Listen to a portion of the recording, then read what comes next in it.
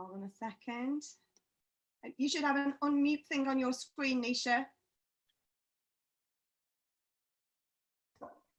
Unmute? Yes, yes, you are back now.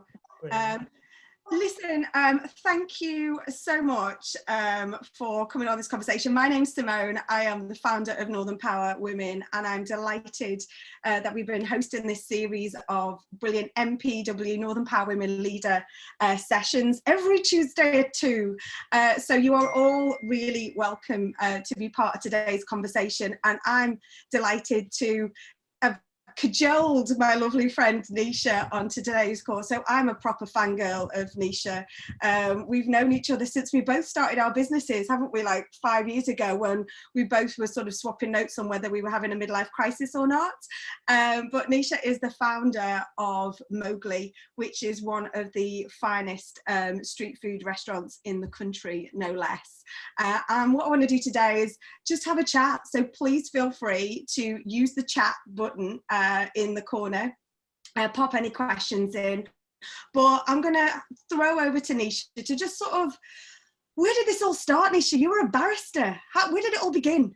Yeah, so I was, so just going back in time, I was born here in Skelmersdale, a little northern working class town in Lancashire. So my parents came over about 50 years ago as doctors from India.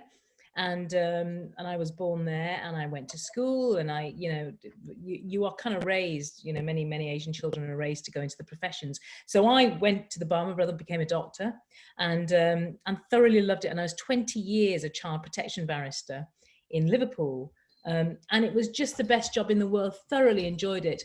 But, and this is very true, I think, of a lot of immigrant populations, is that we are very passionate about our food. It's one of the few things that we hold on to effortlessly, because your neural pathways are plaited in the way of the smells of your house from the day that you're born.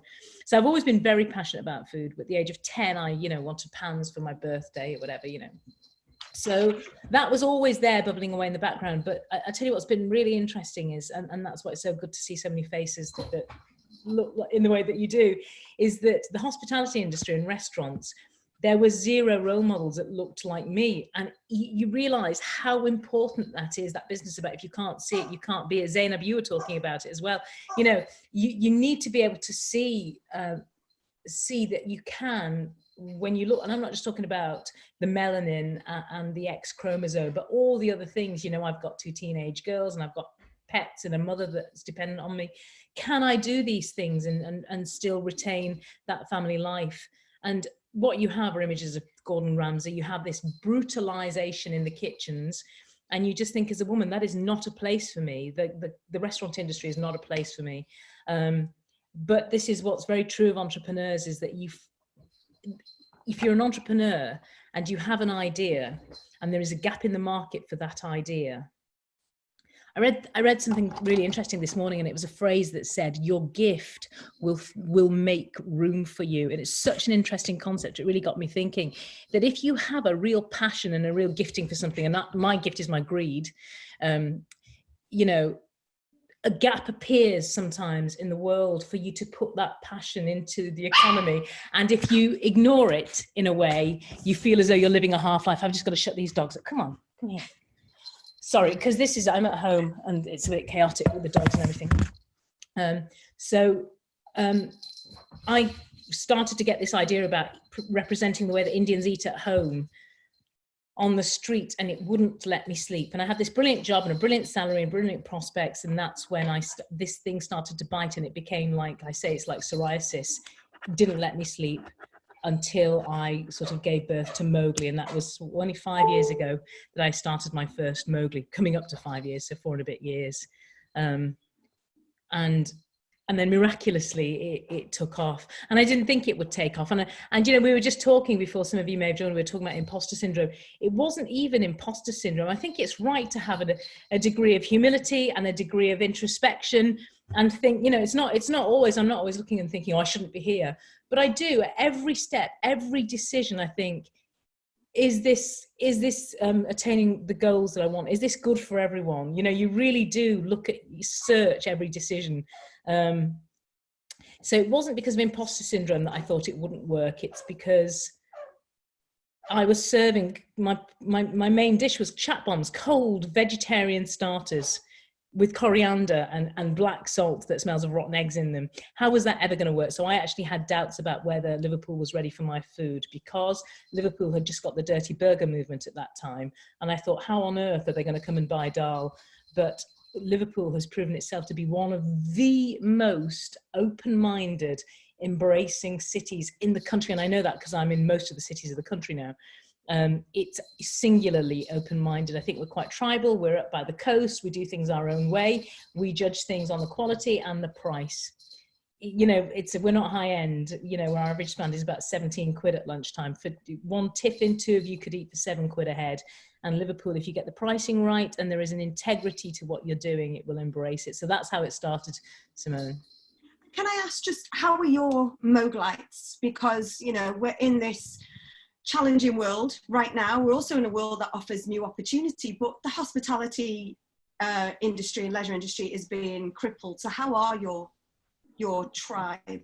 Well, we've got 500 employees at the moment, and I've got 13 restaurants in probably 11 cities now. And here's what happened with Mowgli, and it's not the story for everyone, and this is why, in a way, and I'm really happy to talk to you about, you know, I said there's nothing I won't talk about, but I have sort of kept my head down and out of it a little bit, because I think no matter what you say about your journey through COVID, it is going to offend some people. It's not going to resonate with some people. I think every single human, even down to the 7-year-olds, have learned a very unique and nuanced lesson from COVID. Everyone has learned something different. And I've sort of slightly kept my Mowgli lesson to myself, because it's not what everyone has felt. I don't necessarily agree with the way that every other restaurant has politically, you know, positioned themselves. And so I just keep out of it. They don't need my voice. There are plenty of voices out there. What happened with me is I built Mowgli from my own savings, and it's really interesting. And because I built it from my own saving, completely from my own savings, I put the roof over my head, and the roof of my head is still in Mowgli, i.e. if Mowgli goes, my house goes. So I'm still bound to her. And I always ran her. I'm the CEO of it. And I run her like I run my household, which is, honestly, I never presume that we are safe. I always presume we could go under the next day. So I always had enough cash in Mowgli's account to see us through a real lull. And so thank heavens I did that. I built her like a real sort of tight Indian mother, where we never sailed close to the bone ever, you know. One of the big challenges have been things like rents, you know, landlords, people who've got restaurant chains in London, that it's impossible to survive when you're still hemorrhaging 285 grand a year for a building when you're taking no cash. How can businesses survive? And that's one of the reasons I stayed completely out of London and have no intention to head to London, you know, in any kind of a hurry. So, you know, I took good rents from good landlords that have been kind. We've managed to still pay them. It's just, you know, I think it's just, I built her really carefully. And the lesson that I take from this is I must continue to build her with a buffer within the account at all times, because you never know when this is going to happen again. And I presume there will be a second spike. I'm modeling for a second spike. So that has really, really helped. So can I tell you, I have found personally, this lockdown to be for me, one of the most nourishing things that has happened, because I was working, and I did all my life for 25 years. I have worked from something like 8 in the morning to about 2 in the morning. I've never taken more than a week out of work. This is the first time where I have actually managed to enjoy the garden, enjoy the pets. I've got 2 teenage girls. One of them is leaving home in September to go to university. And in a way, it's been a real gift that I've been able to enjoy that family before it, you know, goes to the wind and never looks back. We will be dust on their shoes soon. And it's been amazing that I could even spend this time with them. So personally, and I have Crohn's disease. I don't know if you know that, Simone. I had really bad Crohn's disease, and I was, honestly, this summer, I didn't think I was even going to I started to plan for my end, really, because I just thought, you know, I had 4 operations. I was barely able to function, and still I would work from the horizontal position in a hospital bed. I was having meetings in hospital, keeping Mowgli going. This is the first time it's almost like God has said, right, stop, stop and look at what life, you know, how life has got to change for you. So I think things are going to change quite dramatically. And how does that make you feel? You know, this has been what, you know, I think we talked before, it's like I can't actually quite wait for retirement now, because we've quite enjoyed this sort of slow down of pace. And yeah, it's I tell you what, it's one of the hardest things. The business has been really, building the business has been easy. One of the hardest things is saying no to people and things. Like somebody wrote to me and asked to do a cook along online, and an hour and a half cook along, and it crucifies me to say no, or, you know, can I do this or that, you know, in terms of media. And it kills me to say no, because then I think, oh, people are going to think, maybe this is impossible, but people are going to think I'm full of myself. People are thinking, you know, why am I not getting involved with this? But I'm having to learn to say no to things, and I am going to start prioritizing my health. So I will go, you know, I will build my meetings around actually stopping to have lunch for a change, or build my meetings around, you know, if I've got to, you know, water the garden before I leave for work, then I put my meetings back in the day. I can afford to do that now. And one of the most wonderful things, and you know, we talked a bit about this, is that I have been raised, and this is very much an immigrant thing. My parents truly believed, as did their doctor friends, that if you do not work harder than the next person, you will fall off the face of England. And I have been raised to believe that work is everything. Your purpose in life, your focus in life has got to be that, you know, that adherence to this absolutely ruthless working regime. Otherwise, your value is lost. And what's been amazing for the last, 2-3 months, since March, since lockdown, I'm learning that actually isn't the case. It is really important to be able to do that business about doing an hour's exercise. I've never done an hour's exercise in my life. I hate exercise. It's awful for me to even enunciate this, but I hate exercise. Tried to do some sit-ups. Yeah, I just thought, this is my body. I've got enormous knockers. My body's not made to do sit-ups ever. Or run. You're not meant to run after the age of 14 when you've got a G cup. You know what I mean? And I hate it. But now I've been forced to go and just walk the dogs for an hour, just to walk the dogs for an hour. And if I want to eat, I walk to the shop with the dogs and I buy food to cook that day. That is life. That's totally life, really. You know, that's as good as it gets. I come back and we've got a tiny garden with plastic grass, but I've grown, you know, kale and beans in pots. That is in, you know, I don't need expensive handbags and whatever. That is totally, I've realized what life is about. And it's that tilling of good soil in your own little, you know, pots or whatever it is that you've got, and being able to, having the health, because I couldn't in the summer, couldn't even walk in the summer, having the health to be able to walk for an hour, bloody hell, it doesn't, that I could die happy, honestly. And it's really taught me that actually I'd be happy to retire. That's an amazing thing, because I never thought I would. And I think we definitely learned that. Northern Power Man and I have learned that, you know, sort of buying off local suppliers, which has been fantastic. So I started following a few people on Twitter, started getting local deliveries. You waste less food, you cook what you need to eat, and we have this beautiful waterfront to walk down. But I just want to take you back to your sort of growing up in Skem, Nisha, you know, and last Tuesday, there was a murder in America, and you grew up with racism, didn't you? Where people threw stones at you and your family, and your home got graffitied. How did it make you feel? And I understand it was your mum that won the community over. That, I think, for many of us, you know, of colour, that is completely norm. That is the norm. So my earliest memory, never mind memories, my earliest memory was I remember sitting in my bedroom sort of nursery, and a brick coming through the window with, you know, writing on it, and the writing was Packy, you know, a brick coming through, and it just missed me and landed. That was almost daily, that there would be, so they'd set fire to plastic, to cardboard boxes and throw them over the garden when they heard you playing. That's what they would do. It was norm. Every day you would be. I remember my memories of school were, and it's bonkers, isn't it? Because I still loved school, which is crazy, because all you need is one friend. And happily I made one friend, still got one friend. And, you know, but, you know, people wouldn't stand next to you. It's really interesting. They wouldn't stand next to you because you're the same colour as poo.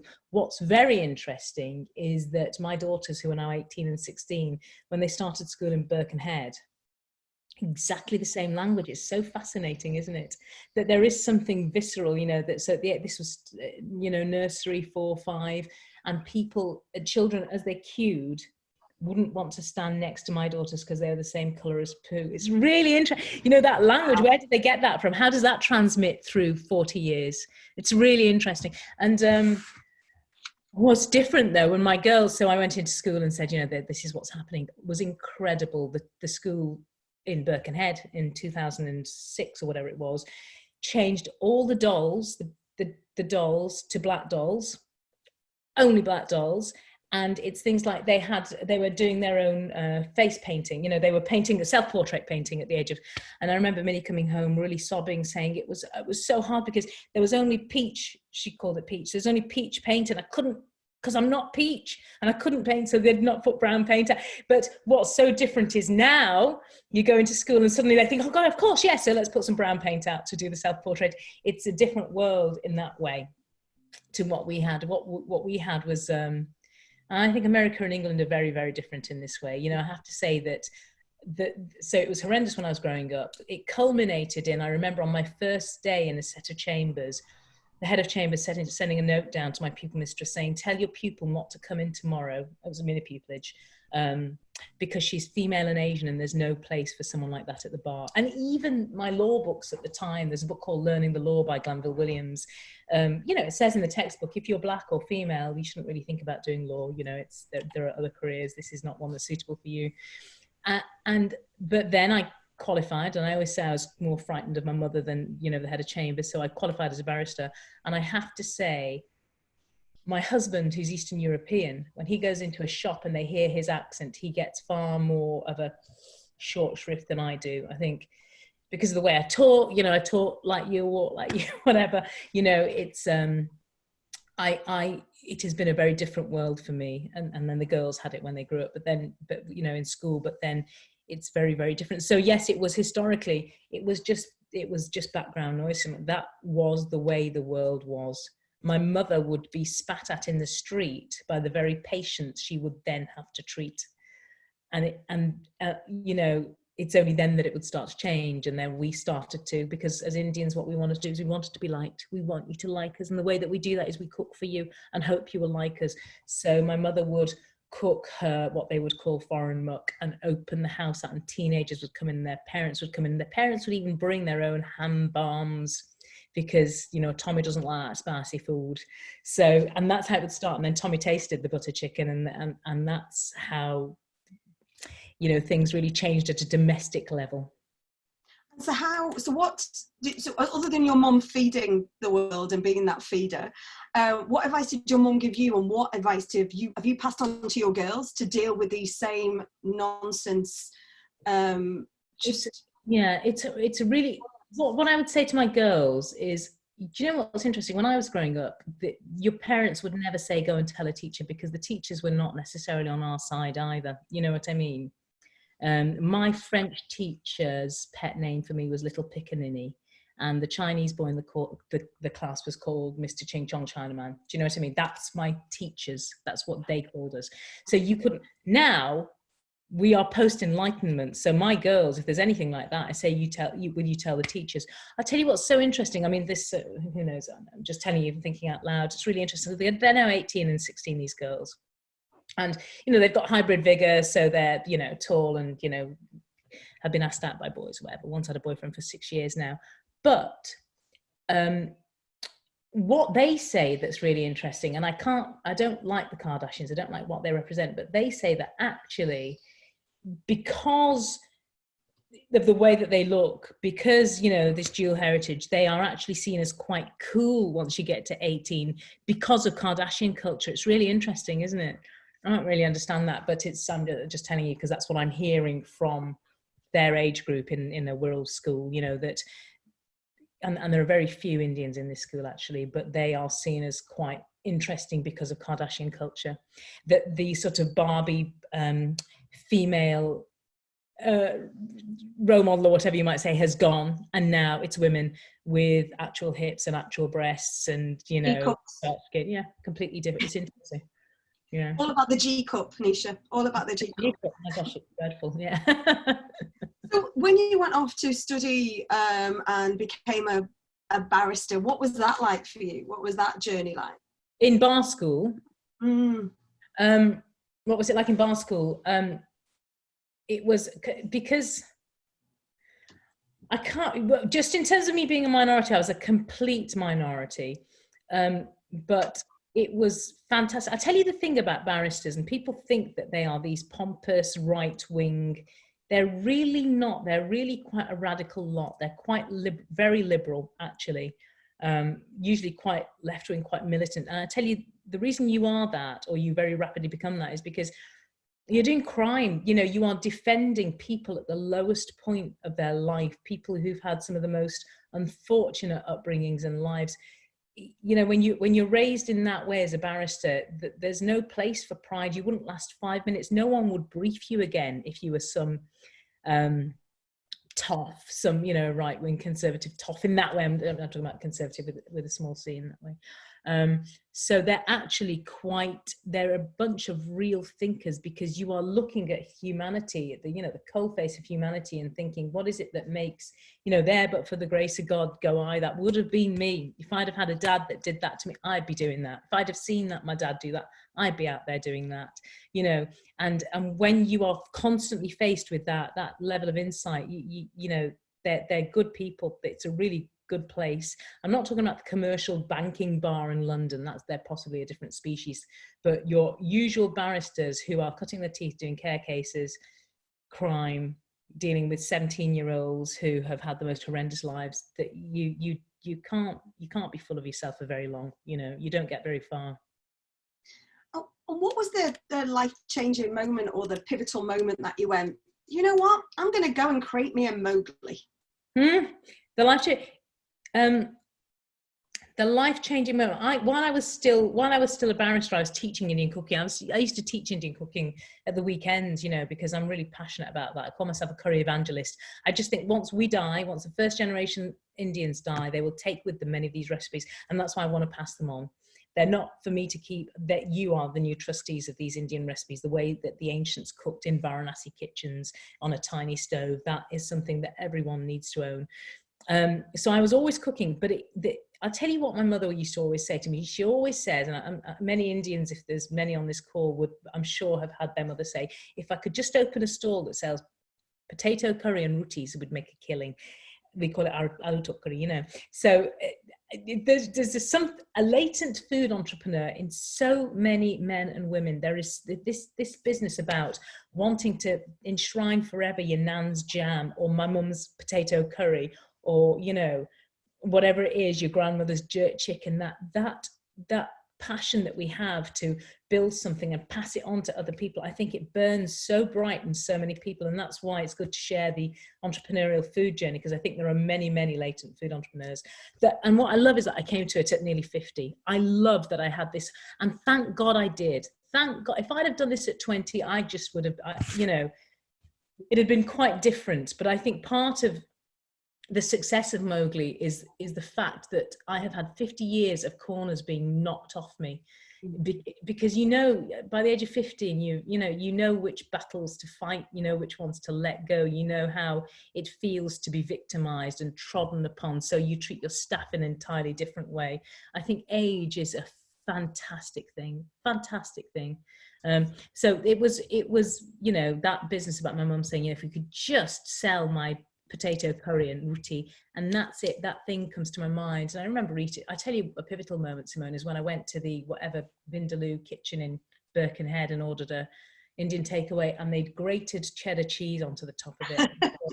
You honestly think, oh my God, this is representation of my it's not a representation of how we eat at home. And the indignance of that, and, you know, hand in hand with me teaching Indian cooking and how it's mainly vegan, you know, it's always low fat, it's so quick and healthy and light and gorgeous, and what we do with vegetables is incredible. That's how Indians eat, and that's when this thing came to my head. And pretty soon, honestly, I started trying to just think, okay, well, what would a stall be like in Liverpool 1? You know, maybe I just do a stall and just do 3 curries, 2 vegetable curries and 1 meat curry and roti wraps. But Liverpool 1 wouldn't have me, you know. And that's when I had to go to Bold Street, where I could afford something that was this rat-infested hole that I took and built into, you know, what we have. And I think the first time we met, I think we connected, then we met and we sat down, and I was devastated because the first time we met, we didn't meet in Mowgli. We met in Bacaro, and I'm like, I want to go to Mowgli. But yeah.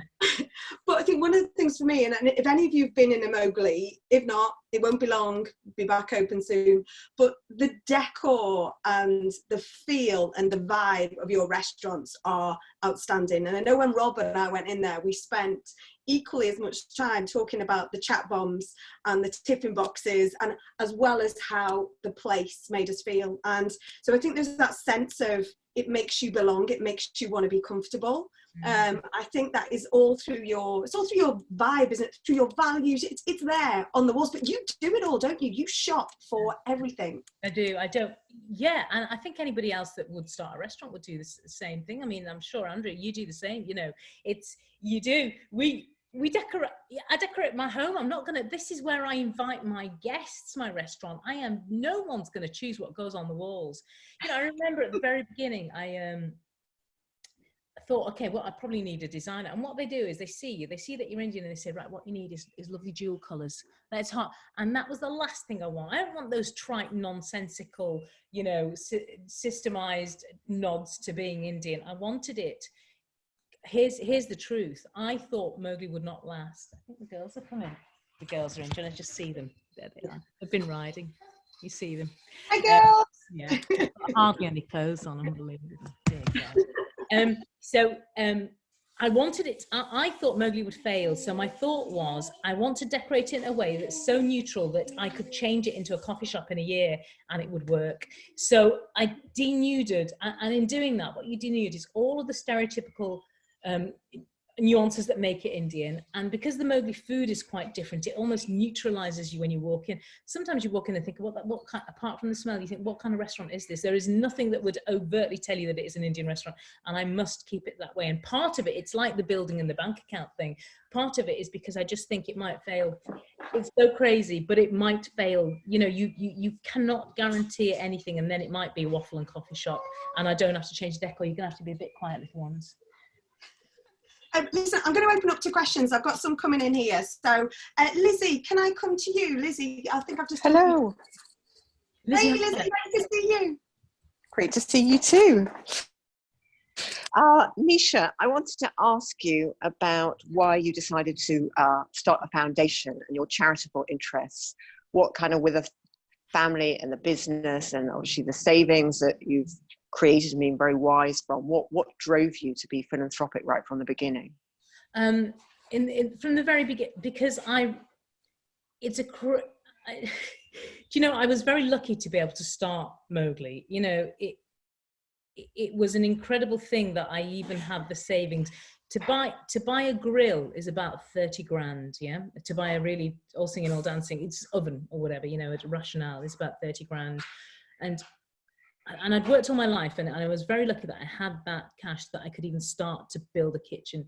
And that, honestly, I feel, as a barrister, that came from me working this city. That revenue, it sounds crazy, but that revenue came from this city.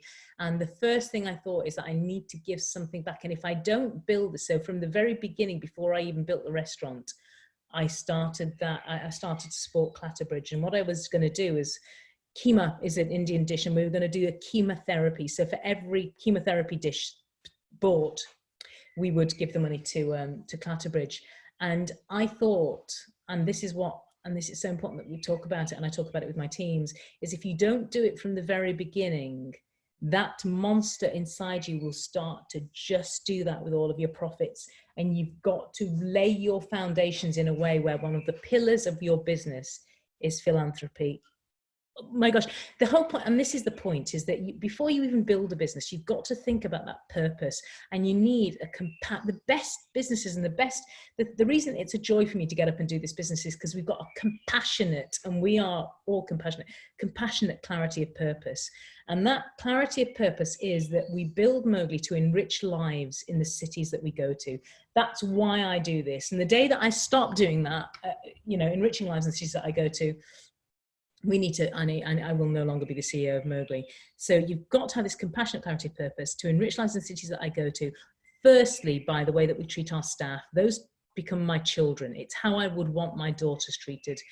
That's how we treat our staff. That's the priority of Mowgli. The second priority is to enrich the lives of the communities, and that's through the trust.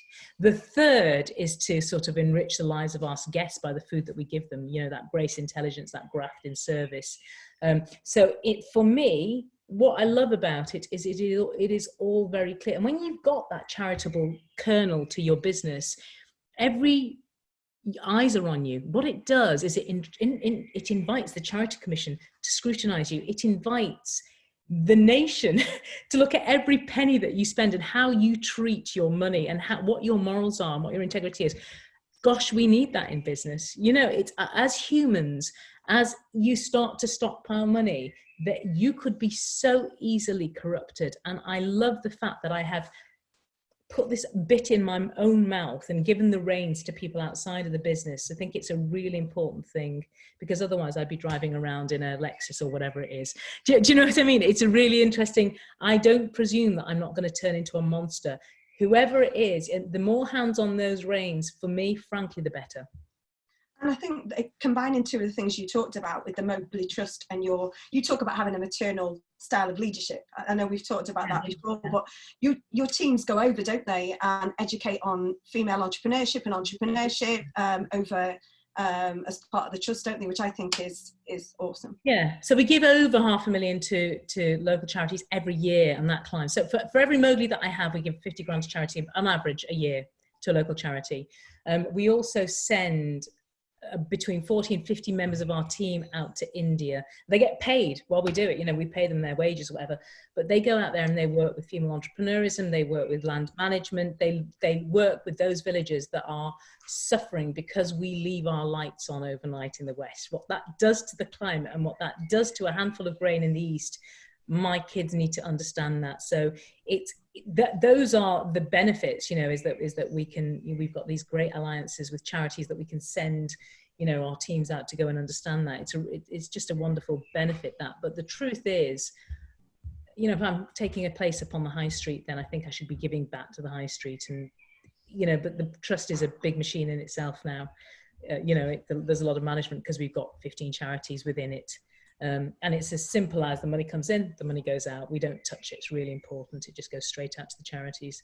But those charities, you know, we were talking about this maternal management model. I call them co-parents. I will only choose charities that will co-parent my kids with me, i.e. they will come in, they will take my teams around the hospitals, they will encourage them to do voluntary work for the charities, they will just enrich the lives of my team. And doing that kind of voluntary work and having that charitable kernel for these 22-year-olds who will go on and build better restaurants than me, it's the best thing that we can do as Mowgli, is engender that within them. I've got a question from Sharon now. Sharon, you should be unmuted. Hi Nisha. Hi Sharon. Hi, lovely to see you. I came down to Liverpool, I think it was 2 years ago, and my friends and I went to one of your restaurants for breakfast. Mm-hmm. We were so impressed, we went to the other restaurant in the evening. We loved it. Really amazing, gosh. And I've never been, like, you know, a fan of a restaurateur before, but I am a big fan of yours. Amazing. When I got back, I live in Edinburgh, I decided to email you to say how wonderful it was, and your plan, had you any plans to move to open up one in Edinburgh? Yeah. And you said at that time, no. Mm-hmm. However, I did see earlier this year, you tweeted to say that you acquired premises in Edinburgh. Yes. So can you tell us any more at this moment? Or yes, I can absolutely tell you, because it's in my mind, so why should it not be in yours? There is a property that we found, and it's a beautiful property, and they are wonderful landlords. And it is enormous. It's an enormous property that's going to be very expensive to build, to make beautiful, because it's a grade 1 listed, it's got glass domes that we would need to replace, etc. A bit like the Bristol build, actually. Now, because of COVID, I always look at you, Andrea, just because you're under my photo, but this 2-meter rule could be the end of so many of our dreams, isn't it? Isn't it true? Yeah. This 2-meter rule means that here's the basic statistic, Sharon, just so that you know what all restaurateurs are facing. Restaurants have such small margins that we depend on the very things that COVID depend on, i.e. huge footfall, people packed in together. That's the irony of this. We need to be making 60% of our revenues before we even pay for the lights going on, before we even wash our faces. When you introduce a 2-meter rule, most restaurants will go down to 30 to 40% of their revenue. Will only ever get 30 or 40% of the cash in. It will see the end of many of our building plans if that rule stays. Now, the World Health Organization, I was talking about the 1-meter rule. In fact, much of Europe is doing 1 meters or 1.25 meters. That will allow us to make 80%. I'm sure, Andrea, it's the same with you, isn't it? Or any other restaurateurs online. Suddenly you're making about 80% of your revenue. So you can start to think about whether you want to build another one. You can pay, you know, to keep your entire, you know, staff completely, you know, working flat out. So we don't know. We don't know if it's going to be 2 meters. We don't know if it's going to be 1 meters. We don't know what's going to happen to our revenues. At the moment, because it's such an expensive bill, that Edinburgh one, I am just thinking about it. So we've got to a certain point, but it might be that to build Edinburgh at the cost that it's going to cost me, because it's such a big, beautiful grade 1 list, it might really, you know, it might really damage us and damage our coffers. I do want to be in Edinburgh. It might be that we look for a different one in Edinburgh. It might be that we come up with a great deal with the landlord. Ideally, I'd like to take that building, but it's not a dead cert. Okay. Yeah, I'm also looking at a place in Glasgow at the moment, but that's my trajectory now. So now the next builds are, you know, we've got Bristol, we've got Preston is now. So what's really sad about COVID is that we had a site in Preston, but now that whole scheme has collapsed because of COVID. So we're not now going to Preston. And every day we're hearing something else about, you know, a building that we wanted, and now that, you know, landlord has gone under or whatever. So Edinburgh, I really do hope so, but that's, I'm speaking from, you know, what I'm telling the board meeting, which is we just need the landlord to engage with us in a really meaningful way so that we can build that. And it's a partnership. We've both got to come out of this well, you know, or survive this.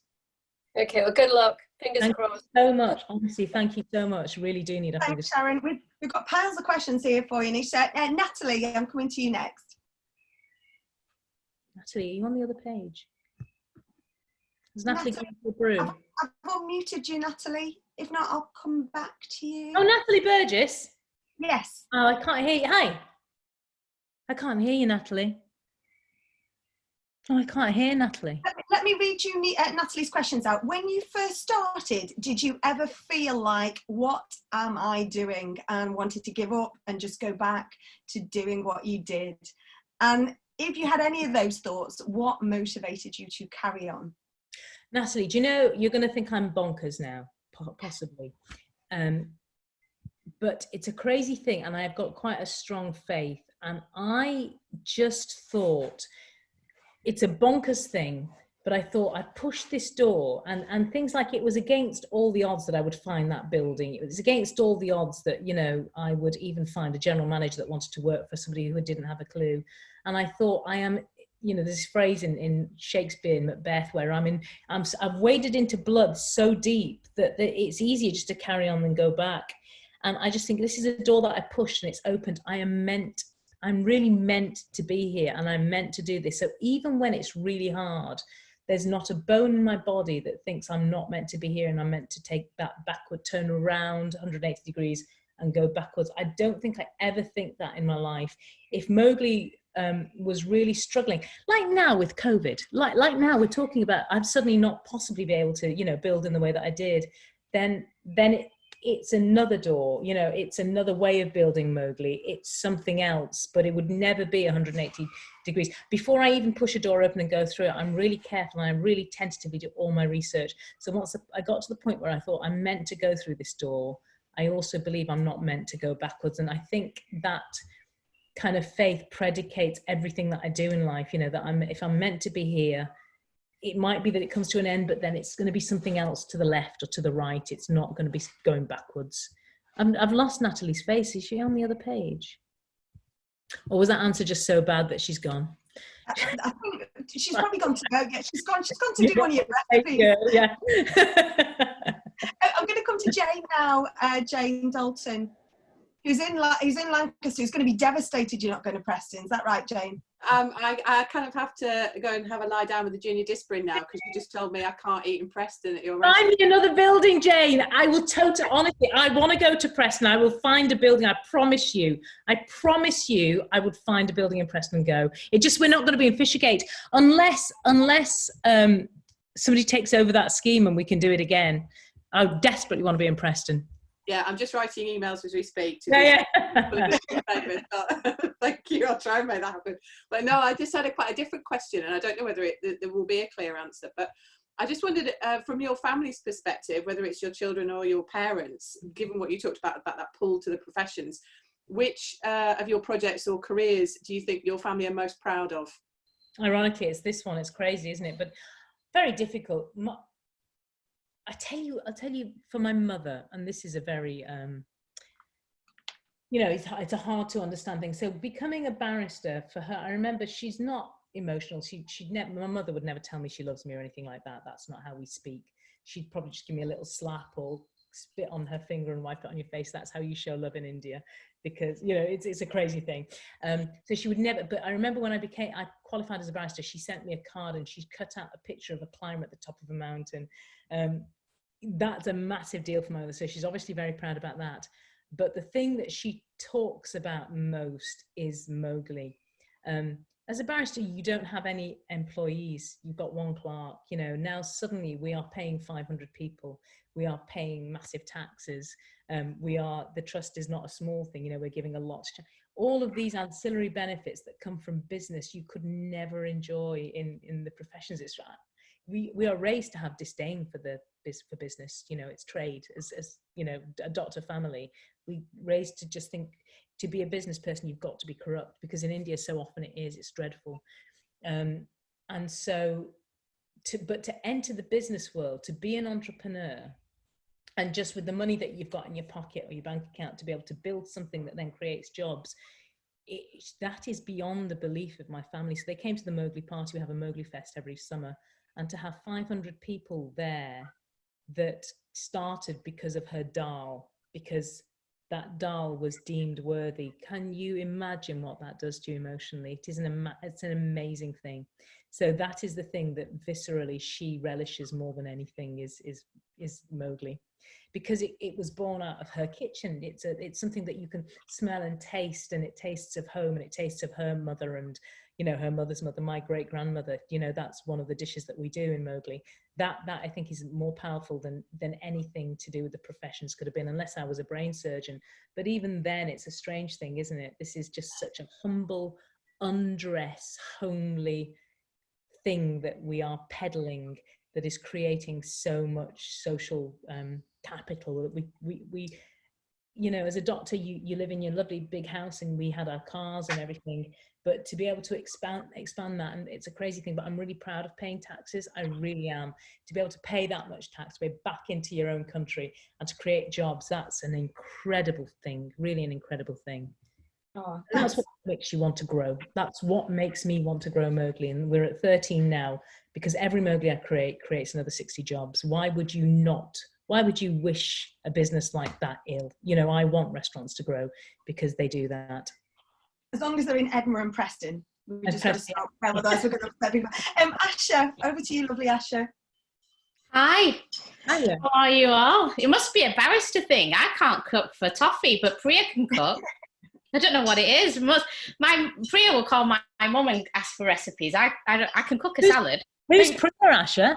My sister, the barrister. Really? She can cook, yeah. Do you know what? Yes, so many barristers. Look, like Clarissa Dixon Wright was a barrister. Because we have to dine. So to become a barrister, you've got to do 40 dinners. So right at the core of you qualifying a barrister is you sitting there and stuffing your face with good food. So that'd be Priya's good at stuffing her face. I'll give her that. So my question is, what has been your favourite dish to cook during quarantine? I did a Clemenza's meatballs. I don't know if you've watched. Anyway, at the moment I'm doing Instagram videos every day. So I decided the day of lockdown, I would post every single dish that I cook for my family every day. I would just put the video up. At first I did it with no words. And then I started talking into the camera and explaining a bit. Anyway, I love The Godfather so much. And I've watched it. We watch it every year. So as a family, we watch Godfather every year and all the extended versions of Lord of the Rings every year. I'm boring you. But anyway, there's this scene in The Godfather where he cooks these meatballs and he's teaching Michael Corleone how to cook meatball. And it's a dead short clip. It's possibly about 20 seconds. And I thought, why would they put, that's quite long in film terms, why would they put that recipe in? And it just seems like half a recipe. So I did it online. I did it according to Clemenza's recipe. And it was incredible. It was just basically tomato, sugar, salt, bit of red wine, and you just get your meatballs and chopped up sausage and just throw it in. It was fabulous. And that's the one I've enjoyed more than anything. And I think it's had one of the most hits as well. But what I loved it is because editing it as well, I was putting his voiceover rather than my own voiceover. It was a great dish. No, Godfather is a good film. My father loves that. But no, meatballs, they're an Indian staple. You talked about aloo. My mother's made aloo today. I'm isolating in Bolton for the cooking. Bolton. Yeah, but she's loving having you there. No, she's hating it. She's called me a squatter. She's made a chai. She's sat here. Is she? She's been working hard. You've been working hard in the kitchen. Pouring a chai. Didn't bring me a chai. Didn't think to say, oh, Asha, would you like chai? No. You don't have a dog and bark yourself, do you? Hey? Thanks, mother. Oh. You make it. You should be cooking. I've got another question now. I have unmuted you. P. Hunt. Yeah, very simple question. I'm just curious that obviously you've come up with this amazing concept. But I'm just curious, how did you settle on the name Mowgli for your new adventure?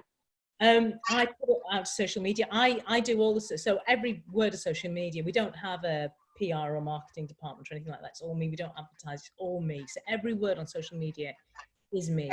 And I love social media and I love this community. The majority of my followers are women over the age of about 40. That's the majority of my followers, who have lived similar lives to me. It's this business about having the corners knocked off you and then looking at the next horizon. And before I even built Mowgli, I put out on social media. I started up a restaurant page on social media.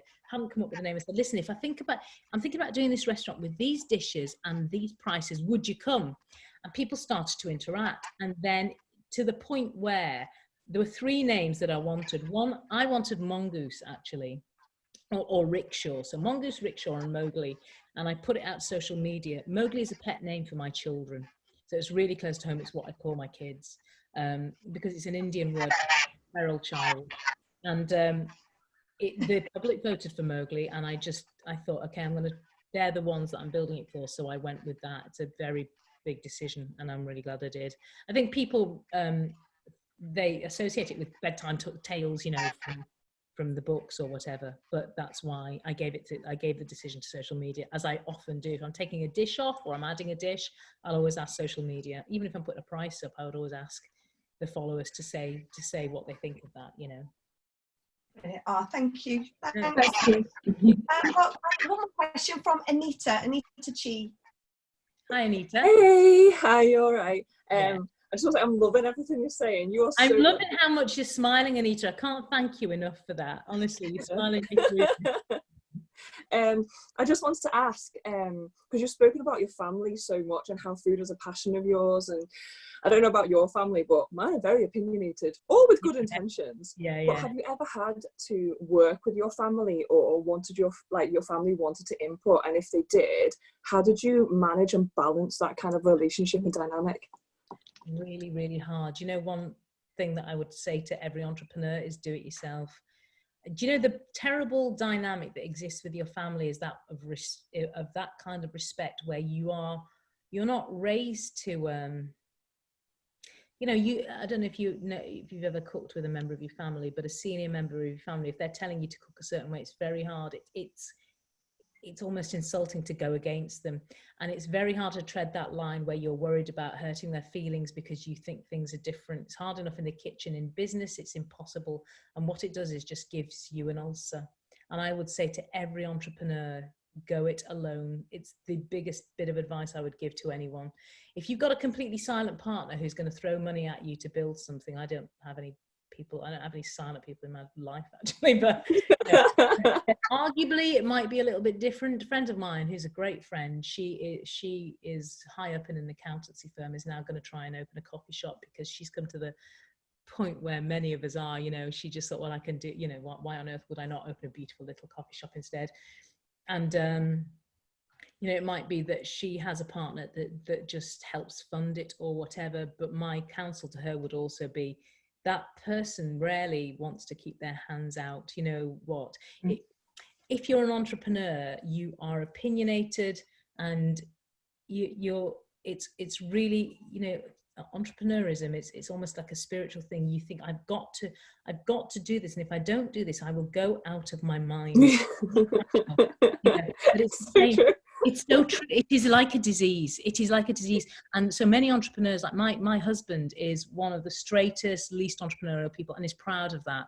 And it's a great thing to be that kind of person as well, where you don't need to hold the reins. You don't need to be at the helm of the ship, where you are happy to be employed. You're happy to have a task and just do it, and then look for the next, given the next task. That's a great way to be. Those people are often a lot happier than we entrepreneurs, for whom this is a fervor and a religious zeal.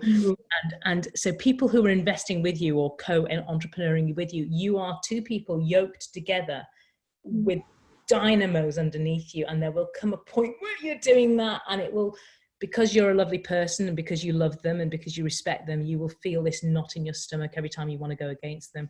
So not everyone can do it alone, but if you can do it alone, and if you can get out of it, get out of the then there comes a point and you take investment, like now, we took investment, and then suddenly you've got a board table, you've got a chair woman, and you've got an investor director, people to whom you're accountable. Accountable is different. Accountability is different. Having a mentor is different.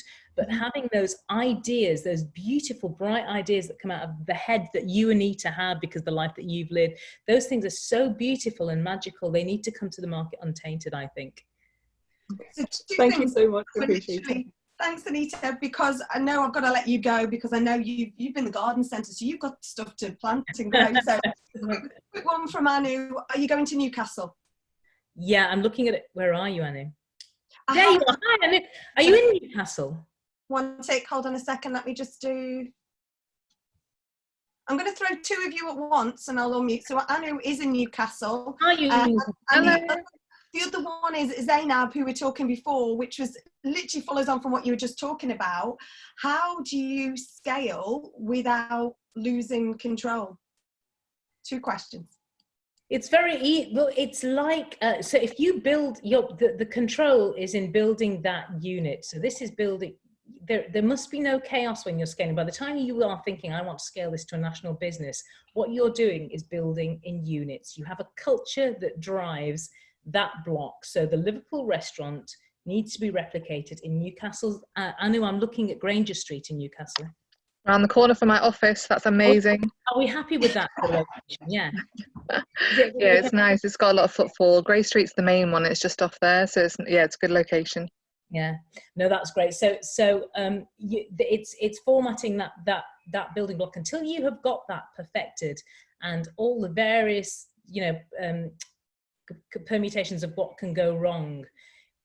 You kind of know how wrong it can go with that one block. Only then do you start to build the block. So it's not as though you're having to reinvent the wheel every time you build another restaurant. You've done it and you are scaling. And that's the really important thing about scaling, is you've got to have locked all of those things down and they become immutable. And then scaling is actually one of the easiest things that there is, because there's not a problem that will come out of Newcastle that I won't have had in Liverpool. There's not one problem that will come out of Edinburgh that was not completely dealt with in Bristol during the build. We've done it really kind of all, apart from COVID, which things like that come out of the, and even then it's fine. You work your way around it.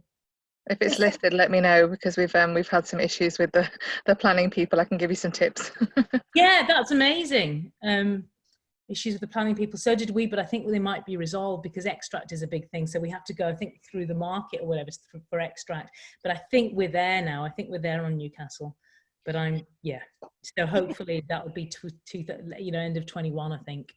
We have had an hour in your wonderful company, and I just want to actually, there are so many lovely messages here which I'll share with you. I think we've managed to get through every questions, but I want to close with just the comments of one of our fabulous Northern Power women, Advita, and she's just saying, hearing Nisha say that her staff are one of her main priorities is quite evident by the amazing service I've always received every time I visit Mowgli. If only every CEO understood what happens on the inside is always reflected on the outside. And I think knowing how I know you and how people have, they didn't know you, have got to know you in the last hour, I think that is just a lovely way to thank you for being you, especially you. Thank you for giving your experience with us and sharing your journey with us, because I'm getting tons of messages, very inspirational, and thank yous from everyone here. And thank you. How did it take to COVID to get me and you on a Northern Power Women session? I know, ridiculous. For a reason. Thank you all for joining in. Honestly, it means the world that you came out of the sun to listen to this. You know, didn't drift off to sleep. So that's amazing. And then you just still smiling. Oh, fantastic! Thank you so much. Thank you so much. We'll see you soon. You take care. Bye bye.